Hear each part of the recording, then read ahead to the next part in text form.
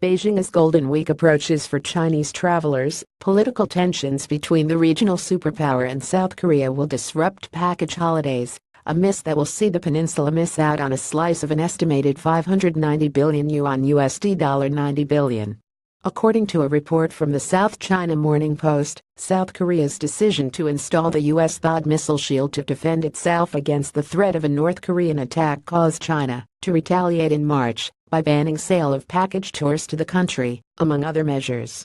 In the January to July period, the number of Chinese visitors to South Korea fell by 20.9%. Meanwhile, Chinese tourists acquired an enhanced taste for travel, with outbound tourism growing by 5.1% at the same time. Oliver Matthew, head of Asia Consumer Research at CLSA, told the Post that the longer the THAAD issue continues, the more challenging it is for Korean companies to make their plans targeting Chinese consumers. However, Matthew continued, CLSA's surveys show that the cosmetics space has been largely untouched as Chinese consumers are expected to spend more on cosmetics. Korean brands offer differentiation and will still succeed regardless of politics.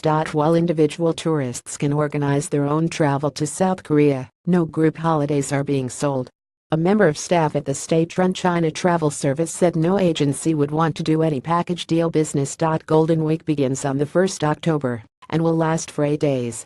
Earlier this month, the Shanghai-based travel agency Trip.com estimated that 6 million Chinese tourists will travel abroad this year, one of the largest human migrations not caused by war. In the same period last year, 589 million people traveled both internally and externally. Meanwhile, crippling measures imposed by Beijing on South Korean business have caused some of the country's largest companies to scale down their Chinese operations. Retailer Lotte, for example, has announced it will sell a number of its Chinese stores with the possibility of withdrawing from the country completely. Around 80% of Lotte's total of 112 stores have been closed for 6 months, in part because of consumer boycotts, in part because of tighter safety and sanitary inspections, with the company losing hundreds of millions of yuan as a result. Data sourced from South China Morning Post, Straits Times, Channel News Asia. Additional content by warc staff.